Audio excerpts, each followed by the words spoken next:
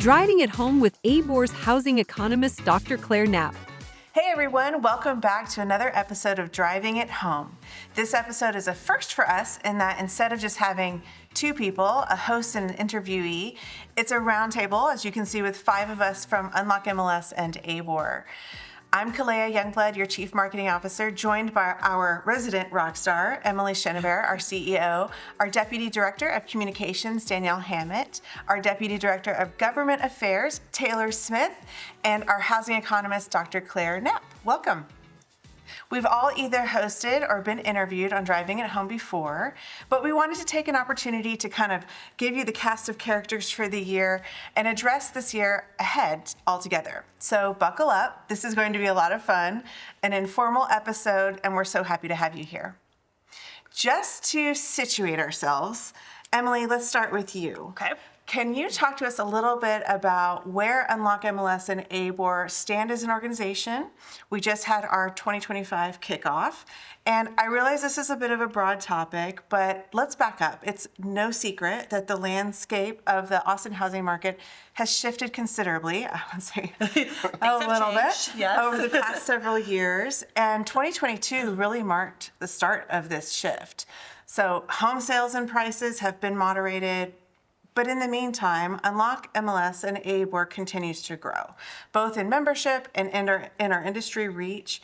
So break this down for us a little bit. How have you ensured the continued growth and expansion of Unlock MLS and ABoR, despite the market shifts and the ups and downs that we've been experiencing, amongst also the broader industry changes? Yeah, well, I think what's true and is kind of ironic is that when the market is hard, subscribers need their MLS. When the market is hard, members need their association. They need the programming and tools that we provide both as an Unlock MLS and in terms of the Austin Board of Realtors in ways that were different when everything's great and, house deals are falling from the sky as they were for a hot minute there. Yeah. So I think, more than anything, we doubled down on the services that we offer and the tools that we offer so that we're meeting them where their needs are, very real time and very responsive to the angst that members and subscribers are sometimes feeling because the market shifted so quickly. Yeah. And shifted so quickly from already this kind of insane anomaly experience that they were having coming in COVID and then coming right out of. I mean, it's just lots of highs and lows, and we want to be the continuity for them is something that we talk a lot about.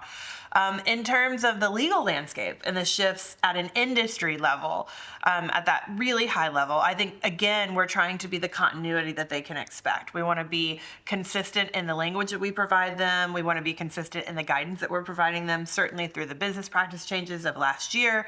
And it's most important, I think, for us to give clear information when we have it, and to be clear when a subscriber or member needs to turn to their principal or broker to get the guidance that that person needs to provide them. So we've worked really hard to be concise and clear in our language so that they feel that they have an anchor and a foundation of understanding with these very complex, kind of big, fast-moving topics, and that they know that they can come to us and get the right information when they need it so that resolves the angst or the fear that they're feeling as these things have evolved. Early and often, too. We really came to the table as early as possible with a lot of especially the nuance around the litigation and the forms and all of the things that they needed to make their business run. So. Right. As I think about it, over the last several years, we've made this intentional shift to be very human with our subscribers and members. I think that has most served us well through these kind of tumultuous times, because I think that there's trust that's been built and resilience that's been built in the relationship that we have with them, and I hope that will continue, and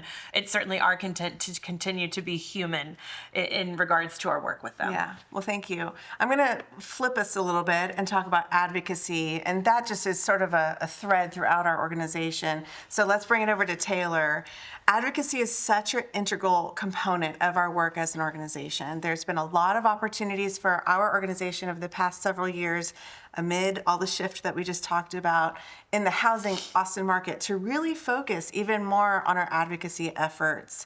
So what would you add to Emily's answer from an advocacy standpoint? I mean, advocacy has always been a cornerstone of our association, but I think it really came to the forefront, particularly during the pandemic. where everything was changing so quickly. Our members really saw the true value of what we do on the advocacy front here locally, but then also at the state and national level. I mean, Emily was on the phone with the mayor for several days before he issued those emergency orders and deemed actually real estate essential in Austin before it was even deemed essential statewide. And so that constant communication to our members, helping them understand the CDC regulations, helping them understand the eviction moratoriums, I think really built that trust with our membership, which then we kind of leveraged and built out more programs to get them involved. In 2020, we refocused our advocacy efforts on things that our members are experts on.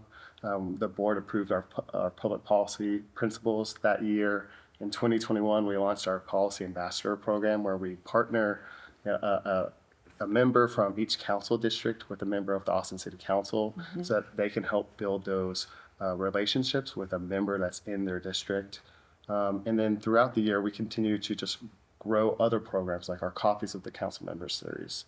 And then we also took a very strategic approach of really changing how we approach advocacy and harnessing the power of our Unlock MLS through our data-driven recommendations. So we started launching a series of reports, particularly with Dr. Knapp when she came on board, that has really kind of grown our advocacy efforts, and I'm sure we'll kind of dive into that later. And our audience can experience some of those podcasts this year as those pressing issues arise, and you guys can hash that out together. So stay tuned for that as well.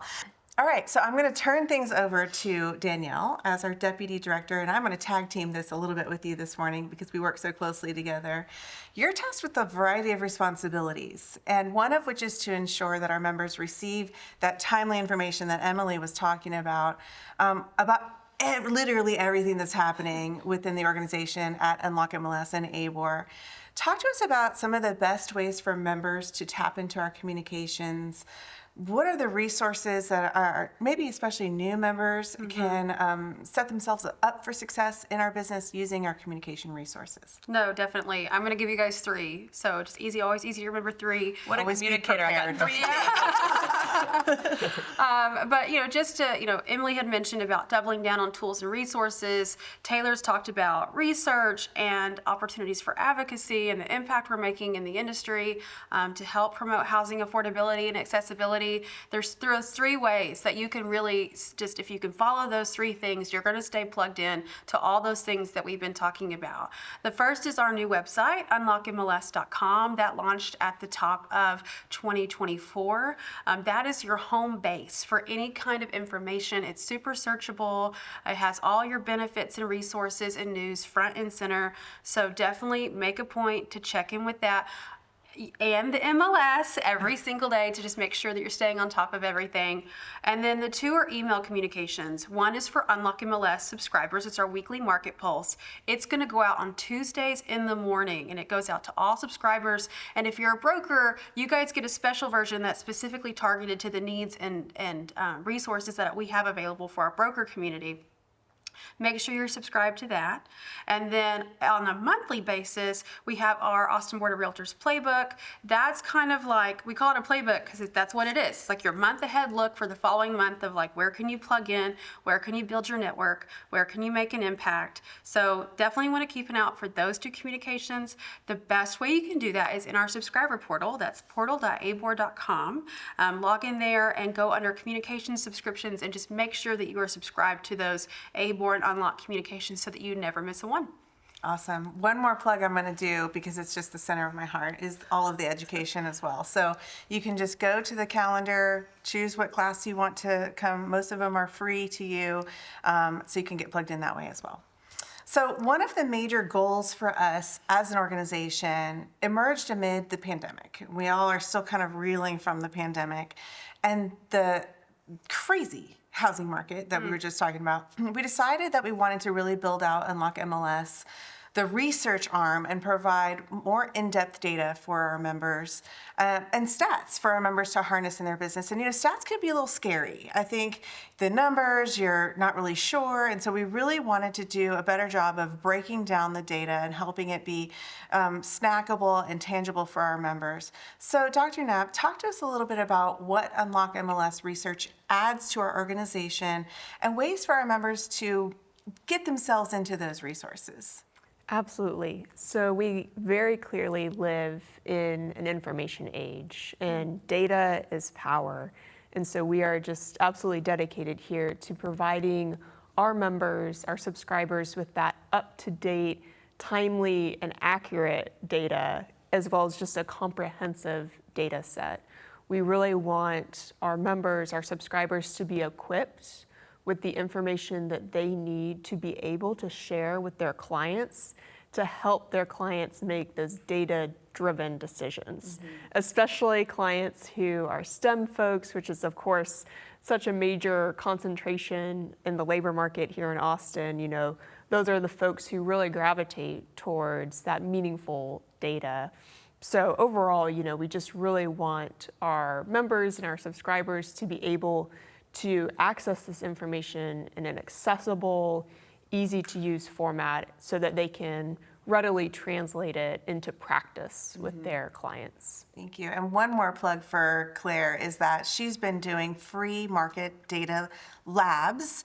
So our members can just register and come on in and ask all of those pertinent questions that they're confused about when they're trying to dig into unlocked stats in the middle of the night. So thanks for doing that. And I think that I'll just add that. I think the thing that's cool about the labs is that Dr. Claire, as I like to call her, is so patient about working through your specific niche, your area of the market. Like, if you're really wanting to hone in on how you leverage that data in a way that is most impactful for your business specifically, she's going to be kind and patient about walking you through that and helping you figure out how to use that tool in a way that's really honed and really acute for your business as well. It's been a great start to the year as well with all of that data and her breaking it down and us sort of providing those resources as well for our members. Yeah, and I just want to speak, I mean, this is very intentional for us. The housing market data has been weaponized in some ways against Austin because we're such a nationally recognized market, because we're a marketplace that has seen really high highs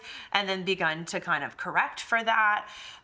You know, we see headlines that are disruptive to you and your business. And so I think investing in this kind of talent, this kind of research, using the data in a way that doesn't weaponize the market, but creates this factual narrative, not based in emotion, but based in reality, has been really critical for an agent's success through these shifts in the market.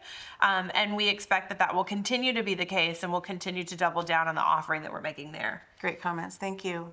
Well, thank you all for speaking to your particular expertise within our organization. Let's continue the conversation by focusing on our industry across the board. It's no secret that the real estate industry has had to adapt. We've had to figure this out, Some things have changed here and there. to a lot of major changes within the past year or so now. I'm referring to, of course, the changes to compensation, changes to buyer's agreements, all those fun facts that we've had to adjust to. I'll start with the hard part of this question first for, of course, our CEO, Emily. What are the, you're good at this. You got this. What are the biggest obstacles currently facing our industry, whether those stem from the recent industry-wide changes or anything else? I mean, one thing that comes to mind is that noise is really disruptive, and that there's a lot of noise on a variety of topics. There's noise around the market condition itself, whether that's rooted in fact or not, as we just talked about. There's noise about the continued prospect of potential litigation. There's noise about current MLS policies and whether they're right or wrong. Noise about NAR that they earned given some of the dynamics happening there over the last few years. You know, that's all, it creates distraction, and it's not often rooted in reality. And so I think when I think about what is most hard for our industry, and I was just talking to a colleague who's the CEO of a major portal in this country who said, you know, we are an industry that looks inside a lot, and we sort of need to like come up for air and realize that that's not everybody's perception of this business, that that's not actual reality in terms of where we are. And so I think that has resonated with me as something to keep an eye on, to be sure that when we add to that noise, it's very factual, very direct, very digestible, and that we're helping kind of break through the fussiness and be very direct about what's real and what's not. And I think that's true of our country right now as well. But I think certainly as an industry coming into what I hope is a post-litigation environment and one moving forward out of all of these major changes you talked about, that we remain focused on finding opportunity in every challenge, continuing to press forward to serve buyers and sellers so that they too can understand what the value of homeownership is and what that dream feels like. The work of our membership is impactful and matters. And so I want us to move past the noise and to continue to remain focused on that. One of the things, just hearing you say that we've said over and over, but I'll say again is, the conversation with your clients is that it's still time to plant your flag in Austin. It's better today than it's going to be tomorrow based on every chart Claire's ever every showed single me. one, all the data. That's the reality of it. And the other thing that comes to mind is that we've been very closely working within our broker community, because the brokers are the ones that are really having to navigate the business models that are best for them. And so when it comes to the noise conversation, you really should be looking to your broker to understand what you're working with in the confines of what you're working with within your business and within your broker's business model. So let's move on to Claire. What, if anything, would you tack on to from that standpoint for our local economy here in Austin? Sure. So overall, Austin is very well positioned, and I really want to differentiate between short versus long-term effects.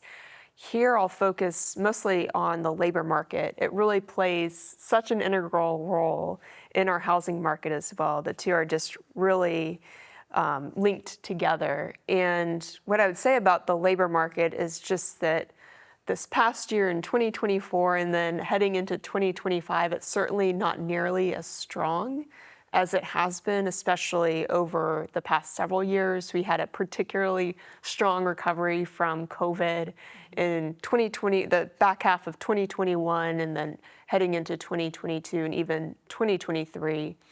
But overall, we're seeing sluggish jobs growth, and that's just largely a facet of a higher interest rate environment. It's just the reality on the ground. Austin is home to a high concentration of jobs such as professional business services and even somewhat in tech that would be largely encapsulated in the information sector that are very much sensitive to changes to interest rates, especially when those rates tick up and remain elevated.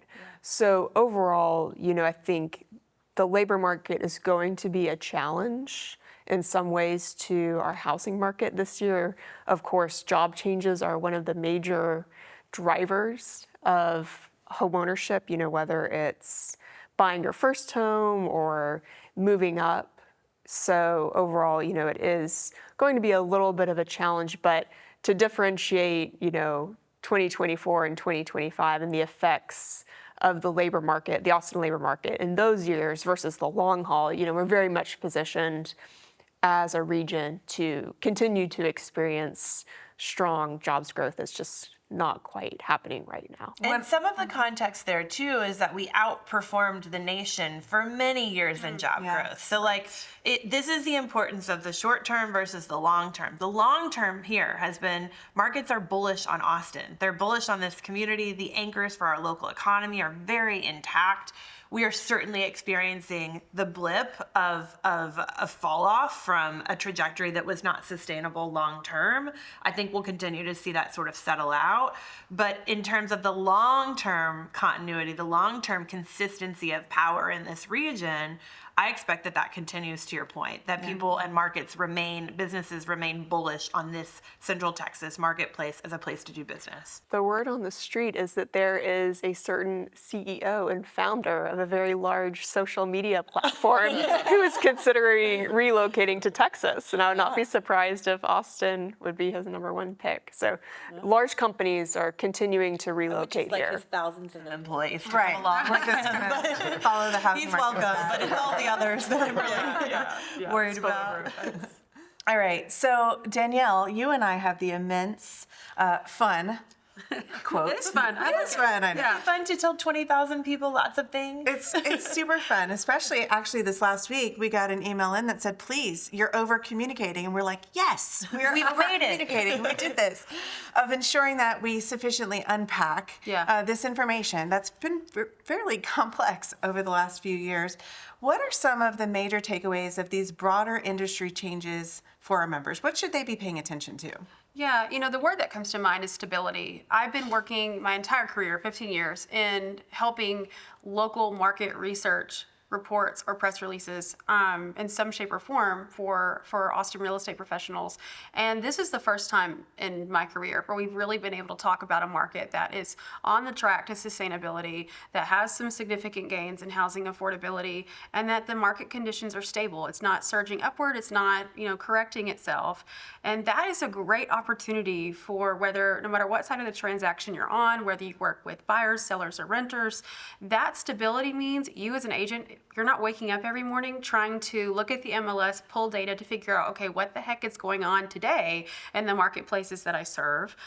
You have the ability, the knowledge to, instead of, take that time, and instead of using that every day to figure out what's going on in the market, that's time that's now free to you to focus on doubling down your value to your client, helping to work smarter, not harder. How can you help be, even more communicate with your clients? So that's a great thing for our housing market. That stability is also a great thing for your business. And the second thing, I just want to echo what Emily had said about demand. Austin is really unique of all the other major metros in Texas that we have one of the most diverse economies. We're not like Houston that's oil and gas dependent. We're not like Dallas-Fort Worth that tends to track along with what happens nationally a lot more. We tend to be much more resilient when there are shifts and downturns in the market, and that's just from the sheer demand for housing and population growth, because it's just Central Texas is a great place to live and work and do business. I'm biased. I'm a 5th generation Central Texan,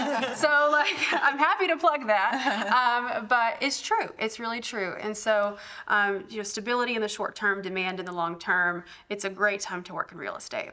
And the headline I hear from that is that really, and this is something that Claire and I have talked about on several podcast episodes, is that it allows agents to provide their clients time to plan. It's not going high, low, low in any one given month. And so they can really plan for, their mortgage payment. They can work with their lender to understand, what kind of down payment assistance they might need, et cetera. So I do think that it slows down. We can have deeper conversations at the kitchen table with our clients and really help them get into this marketplace, especially as first-time homebuyers, which we know is a little bit more difficult. And allowing that agent to demonstrate their value differently. Yes. When it feels like the transaction is given, you're still working, we know that, but the client doesn't always recognize it in the same way. When every party has to work to get the deal done, I think it's such an incredible opportunity to demonstrate your value. For sure. Now, Taylor, so much of your work centers on supporting homeownership over the long term by advocating on behalf of our members and our industry. How, if at all, have the recent industry-wide changes affected your work from an advocacy standpoint? Yeah, it ties back to what Emily was talking about earlier. It was, cutting through the noise. Yeah. So really helping show our members the value of our advocacy program, but then also helping equip them to show their clients the value of working with an ABoR member because of their support and engagement in our advocacy program. And so we do that in a number of ways. We have a lot of customizables that we provide our clients so that they can use those as touch points, not only when they help their client find that home, but then also throughout the year. We have things on how to harden your home for wildfire, how to get to know your council member, connecting their clients with their on-the-ground local officials. And so it really comes back to showing that value and then helping them be successful in their business. Talk about customizables a little bit more, because I think that maybe our members haven't tapped into that resource as much as they should. And then Danielle's going to tell us where to find it. But so what are some of the titles or those one-pagers that we've developed that our members should be in the know about and using? Yeah, we have everything ranging from wildfire mitigation to drought mitigation for your home as well. Perfect. We have resources on all the different rebate programs that city offers, customizables just on each council district, and what that district is, who that council member is. And these are customizables that you can put your face, your logo on, so it looks like you as a member created it, and send that out to your client throughout the year. You can actually access those on unlock.com/customizables. And of course, throughout this year, we're going to build out those resources even more to reach more members. We're also going to do something new this year, which I'm excited about, is helping our members, again, show the value not only to their clients, but to the bigger community, doing some community workshops. And so our first one will be this spring on how to protest your property appraisal. As a first-time home buyer, I'm very excited about this. You're digging in? I'm digging in. But a lot of our members throughout the community, their clients, they don't know how to protest their property appraisal. Or that they can't. Or they can't. Yeah. They don't have the resources. And so, helping them get out into the community to, train their neighbors, to show them these are the resources available to you. Here's what working with a trusted real estate professional can do for you in that process. I think not only will help our members be successful, but ultimately will help our community, have a little say in some of those rising property taxes. Thank you. And just so that we're clear, where do we find that information, Danielle? That would be at unlockmls.com/customizables. Okay. With an Very S. good. And customizables means basically white label. You can put your name and your company logo on there and send it out to your clients and all your people. So awesome. Okay, now on to the fun part of this question. Let's chat about opportunities. Our president, Brandy Winch, this year declared the year of opportunity. And so real estate represents such a significant component of our marketplace and our overall gross domestic product. So in fact, thanks to Claire's fun facts. Because we have a doctor on Because we staff. have Dr. Clare Knapp, we know that real estate comprises nearly 1/5, which is 20% of our GDP. Wait, 1/5 is 20%. One fifth, 20% last time I checked. We're not math people, but we've got this. Yes, we do. So I don't want our listeners to get too worried. Real estate is definitely here to stay, albeit stable and allowing our members to plan with their clients. Emily, from your standpoint, what are the most significant opportunities in our industry right now? Yeah, well, I think we spoke to this a little bit earlier, but when both sides have to work, both sides get to work in a transaction. And I really do think that while everybody's feeling like it's a bit of a slog to get some of these deals done, there is incredible opportunity in demonstrating your value, demonstrating the breadth of your skills as either a listing agent or a buyer's agent, demonstrating the power of the MLS and the marketplace that you operate in, the tools that come alongside that. This grind that they're experiencing that has not been experienced in, over 10 years is really a good thing in terms of demonstrating the value of working with a licensed agent, a realtor as well, who is there to represent my interests only. And I think especially coming out of the litigation and all of the questions asked about buyer's agency especially, what a great time to show that you're working hard for that client, that that fiduciary duty matters, that somebody who has my back matters in the course of that transaction. So I'm an active broker, and I sold real estate for about 15 years in my career. And one of the things that I remember being just so confusing was, it was like squirrel. There's a new shiny penny here. There's a new tech tool over there. My broker wants me to do this. I got to plug into the CMA. And it can get very confusing on how to build those systems that work for you. And one of the things I just want our audience to really remember is that we really offer a lot of free and inexpensive products and services here at the Austin Board of Realtors and Unlock MLS. And you should really take the time to get to know the tools that are available to you.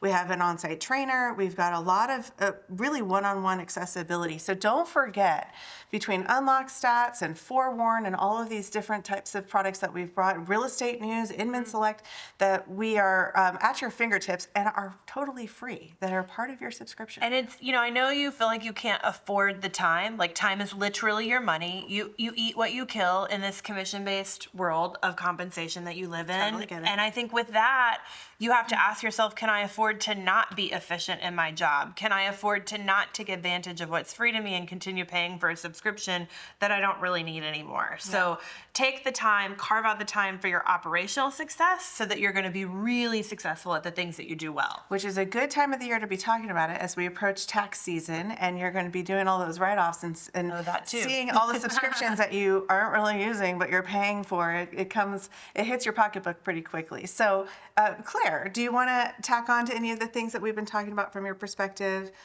Local, national, marketplace, what's happening? I think one of the single best aspects of Austin in our housing market is just the fact that although we do still have those affordability constraints, and Taylor and his team are very dedicated to tackling those head on, overall, when you compare Austin to, say, Los Angeles or Seattle, Miami, it's still so much more affordable for folks to live here, to be able to become homeowners here. So I think that is just such a huge advantage to the Austin housing market is, again, on a national scene, we're still very affordable in comparison to a lot of our similar sized or kind of like-minded metros. Well said. That's a good perspective to remember. What about you, Taylor? What are some of the opportunities from your perspective? Yeah, from an advocacy front, I think this year is really going to be a year of implementation, particularly at the city level. And so just working with council and elected officials to get some of those hurdles over the finish line. So the subdivision process, making sure that's an easy and efficient process for residents to do on their own without hiring somebody. Site plan light, which is allowing 5 to 16 units on a site, but making that actually affordable too. And then really looking at other regulations that might be coming down the pipeline that adds additional costs that kind of go against what we're working on the affordability front. And so working to try and mitigate those as much as possible. I just want to speak to the benefit of that too. You guys are going to have a client who wants to subdivide their lot and figure out how to do some infill development.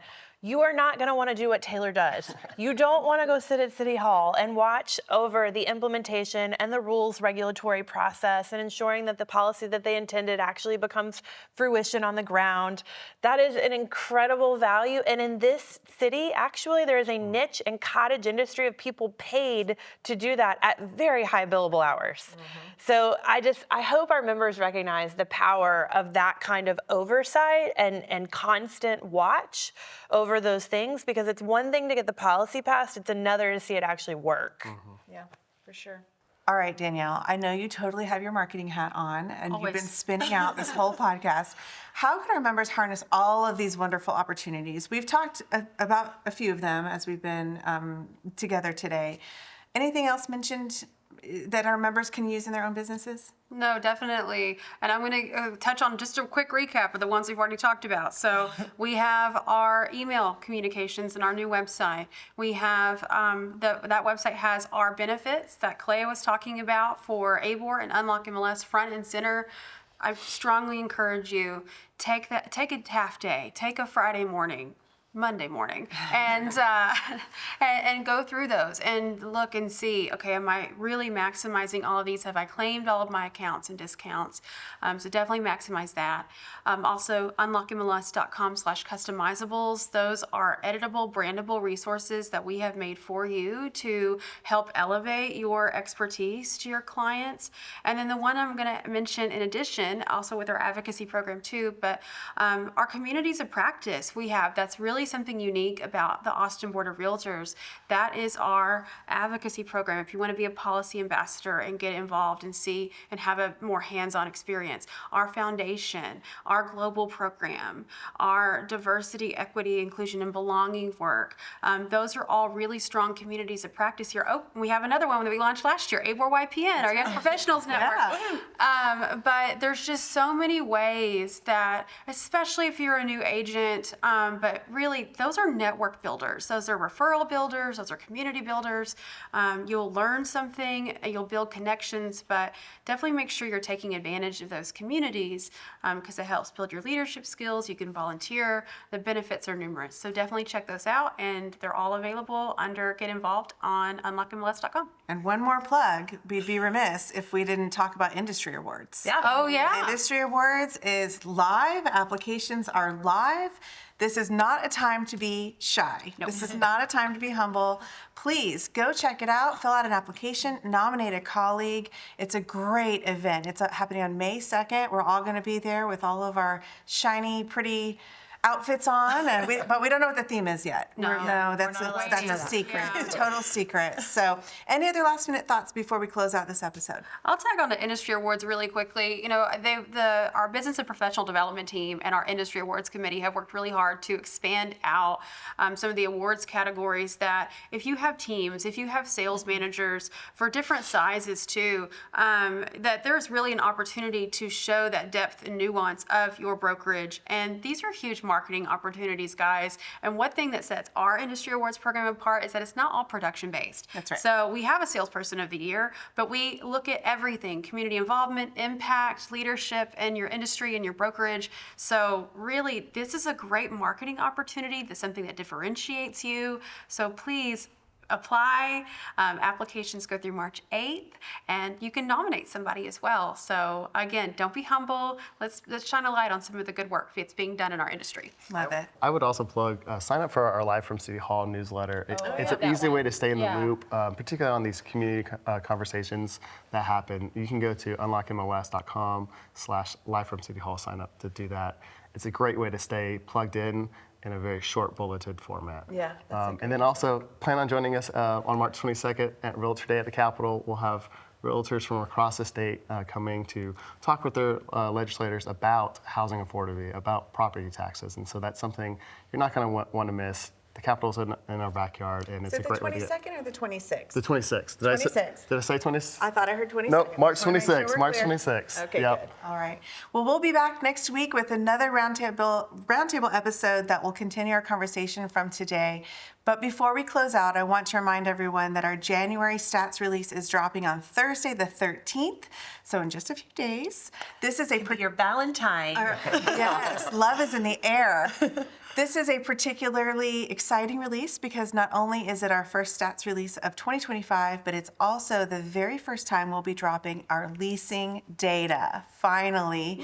So Claire, before I ask you to give us a teaser, you know I always ask you for the crystal ball, of January sales and leasing stats, can you please explain to us why it is so important for our members and the public at large to be able to access monthly leasing stats?